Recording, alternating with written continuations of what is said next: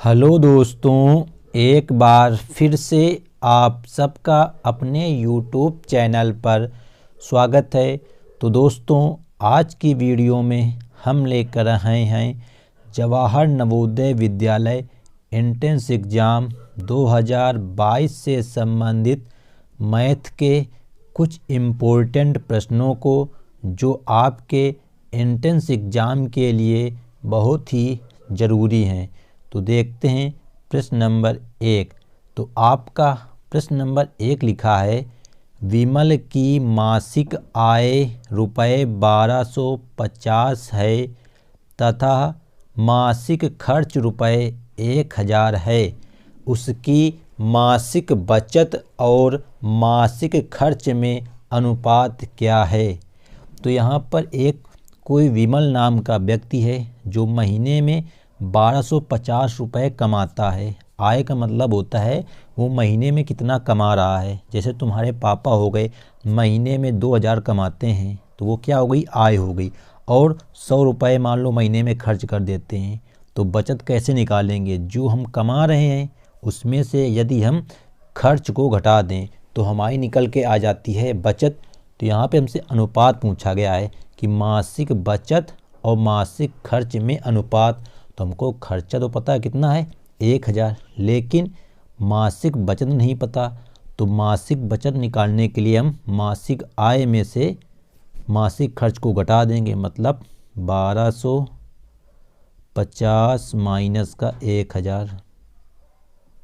और अनुपात निकालना है तो ये तो ऊपर वाला हो गया क्या, बचत, बटे करना है। अनुपात मतलब होता है बटे मासिक खर्च। खर्च कितना है? 1000। अब इसको हम हल करेंगे तो बराबर 1250 में से जब हम 1000 रुपये घटा देंगे तो 1250 में घटाएंगे तो कितने बचेंगे? 250 बटे 1000। अब देखो यहाँ पर एक जीरो से एक जीरो तो कट गया। अब 25 से तुम्हारा 100 भी कट जाएगा। 25 चौको 100, तो ये 25 से करना 25, 25 चौको 100, मतलब ऊपर आया 1, नीचे आया 4। ये तो बटे में आ गया। अगर हम इसको अनुपात में लिखना चाहेंगे तो लिखेंगे 1:4, मतलब जो ऊपर है उसको हम पहले लिखेंगे और जो नीचे है उसको हम बाद में लिखेंगे। तो जो आंसर आएगा वो हमारा आएगा 1:4। तो ऑप्शन नंबर देखो बी में दिया गया है 1:4। तो इस जो प्रश्न का उत्तर होगा वो ऑप्शन नंबर बी जो होगा राइट आंसर होगा। तो बस ये सिंपल सा प्रश्न था जो आपके बोर्ड एग्ज़ाम में पूछा जाता है। और आप लोग इस प्रश्न को क्या करते हो, जो संख्या दी होती हैं इन्हीं से भाग दे करके हल करने लगते हो, लेकिन ये क्वेश्चन गलत हो जाता है। तो आपको याद क्या रखना है कि जो बचत निकलती है वो क्या कैसे निकलती है? मासिक आय में से खर्च को घटा करके बचत निकाली जाती है। अब देखते हैं और प्रश्न। तो देखो एक प्रश्न नंबर तुम्हारा दूसरा है। लिखा है प्रश्न में कि दो संख्याओं का अनुपात 3:4 है। मतलब हमारे पास कोई दो संख्या हैं जिनका हमको रेशियो दे दिया, मतलब अनुपात दे दिया कि वो 3:4 के अनुपात में है। और बोला है आगे उनका योग जो तुम्हारा है वो है 420 टोटल। इनमें छोटी संख्या है। तो हमारे पास यहाँ दो संख्याएं, देखो ध्यान से देखते हैं तो एक है तुम्हारे 3:4 के रूप में, मतलब पहला वाला भाग 3 है और दूसरा वाला 4 है। कह रहा है इनका जो योग है वो है 420। तो अगर अनुपात में संख्याएं दी है तो उनमें उभयनिष्ठ भाग मान सकते हैं। मतलब कि मान लो पहली संख्या 3x होगी, दूसरी होगी 4x। ठीक, पहली संख्या 3x, दूसरी 4x। अब कह रहा है इनका योग 420 है, मतलब 3x प्लस का 4x बराबर 420। अब इसको हम हल करेंगे और x का मान निकाल लेंगे। देखो जोड़ेंगे तो 4x में 3x जोड़ेंगे तो हो जाएगा 7x बराबर 420। हमको निकालना है x का मान, तो x बराबर 7 का डिवाइड हो जाएगा 420 बटे 7। तो 7 से काटेंगे तो 7 छंग 42 और एक जीरो और आ जाएगा। तो मतलब जो x का मान आएगा वो आएगा 60 निकल के। लेकिन हमको x का मान तो निकालना नहीं है, हमसे प्रश्न पूछा गया है छोटी संख्या। तो हमारे पास दो संख्याएं यहाँ पे, एक तो है 3x और दूसरी है 4x। तो इनमें से जो छोटी संख्या है वो कौन सी होगी, 3 वाली कि 4 वाली? तो 3 वाली होगी छोटी संख्या, मतलब हमको निकालना इसका मान। तो लिखेंगे अतः छोटी संख्या 3x बराबर 3 गुणित x, x का मान आया है 60। तो हम क्या कराएंगे, 60 का गुणा करा लेंगे। तो गुणा कराएंगे 3 0 0 तिछंग 18, कितना आएगा 180। तो देखते हैं ज़रा किस ऑप्शन में दिया गया है 180। तो देखो ऑप्शन नंबर बी में दिया गया है 180। तो इस प्रश्न का जो आंसर हो जाएगा तुम्हारा हो जाएगा 180। मान लो इसी प्रश्न में तुमसे कह देता कि बड़ी संख्या बताओ, तो बड़ी संख्या कौन सी थी, बड़ी संख्या थी हमारी 4x वाली। तो इसमें लिखते हैं 4x मतलब 4 गुणित 60, तो 6 चौको 24, 240 आंसर आ जाता। तो इस प्रकार हम किसी भी प्रश्न को जो अनुपात में दिया हो एक उभयनिष्ठ x मान के हल खेल लेना। मान लो यही कहता कि इनका गुणनफल 420 है, तो गुणा करके हम इसको लिखते हैं, मतलब लिखते 3x गुणित 4x बराबर 420। यहाँ बोला था क्या योग, इसलिए हमने दोनों क्या किया, देखो यहाँ पे जोड़ा था 3x + 4x बराबर 420। उम्मीद करते हैं कि ये प्रश्न भी आप लोगों को समझ में आ गया होगा। अब देखते हैं अगला प्रश्न, प्रश्न नंबर 3। तो प्रश्न नंबर 3 कह रहा है 9 और 16 का मध्य समानुपाती क्या होगा। तो आप लोगों ने यदि इस चैप्टर को अनुपात और समानुपात चैप्टर को पढ़ा होगा तो आप लोगों को एक सूत्र बताया गया होगा कि यदि मान लो हमारे पास दो संख्याएं, एक है a एक है b, इसका निकालना हो मध्य समानुपाती या मध्यानुपाती, तो सूत्र होता है √AB, मतलब अंडर के अंदर दोनों का गुणा करा दिया जाता है। अगर नहीं याद है तो आप लोग इस सूत्र को लिख लेना कि दो संख्याएं यदि हमारे पास हैं, पहली वाली a दूसरी वाली b, तो उसका जो सूत्र होता है मध्य समानुपाती का वो होता है अंडर के अंदर AB। तो इसी सूत्र से हम इस प्रश्न को हल करेंगे। तो यहाँ पर जो हमारी पहली संख्या है वो है 9, मतलब a का मान 9, और दूसरी संख्या है 16। तो इसका जो मध्यानुपाती होगा वो अंडर में 9 गुणित 16 होगा।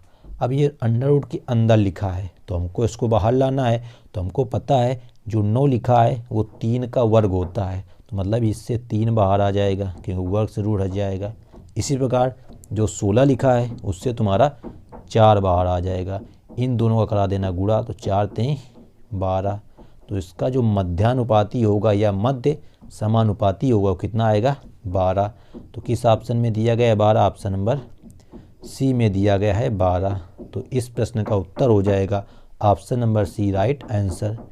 यदि आप लोगों को ये वर्ग नहीं आते हैं तो आप लोग क्या करें, इसका गुणा करा लें। जैसे हम यहाँ पे गुणा करा देंगे तो 16 नहीं 144 होता है। अब आपको 144 ये तो पता होना चाहिए किसका वर्ग होता है, तो ये भी किसका होता है 12 का वर्ग होता है 144। जब भी आंसर कितना आएगा 112 ही आएगा आंसर, मतलब 144 जो वर्ग होता है वो 12 का होता है। तो आंसर तुम्हारा हमेशा 12 ही आएगा। तो आप लोग ये सूत्र को जरूर लिख लेना। मध्य समानुपाती का सूत्र होता है अंडर के अंदर AB, दोनों संख्याओं का गुणनफल।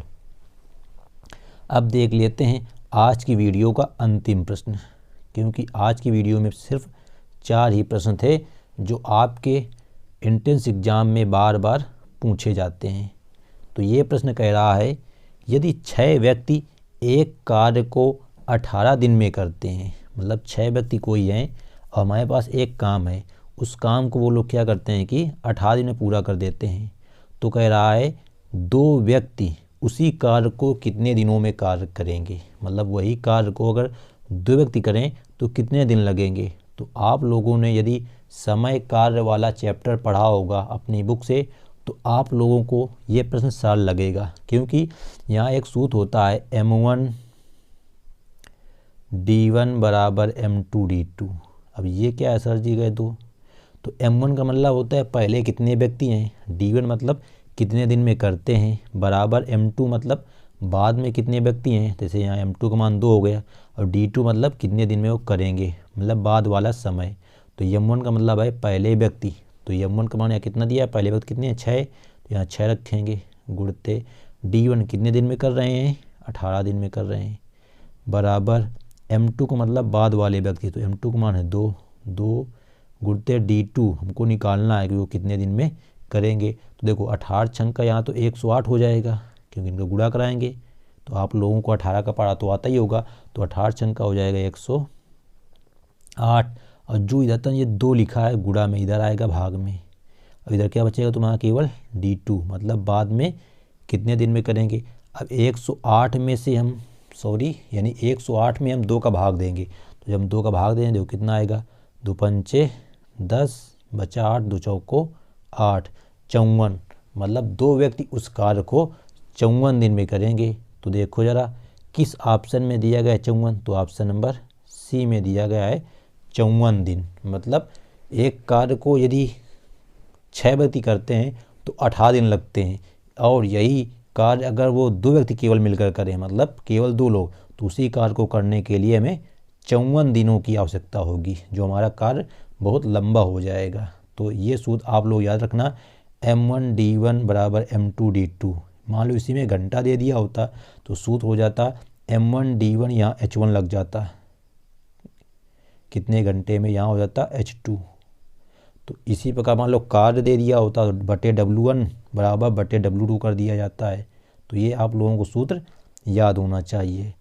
तो उम्मीद करते हैं कि आज की वीडियो के ये चारों प्रश्न आप लोगों को अच्छे से समझ में आ गए होंगे। अगर प्रश्न समझ में आ गए हों तो आप लोग वीडियो को एक लाइक कर देना, और चैनल पर पहली बार आए हों तो चैनल को सब्सक्राइब करके बेल आइकन को अवश्य प्रेस कर लें, जिससे आपके नवोदय विद्यालय एंट्रेंस एग्ज़ाम की तैयारी अच्छे तरीके से हो सके। तो thanks for watching this video. मिलते हैं नेक्स्ट वीडियो में, जब तक के लिए जय हिंद जय भारत।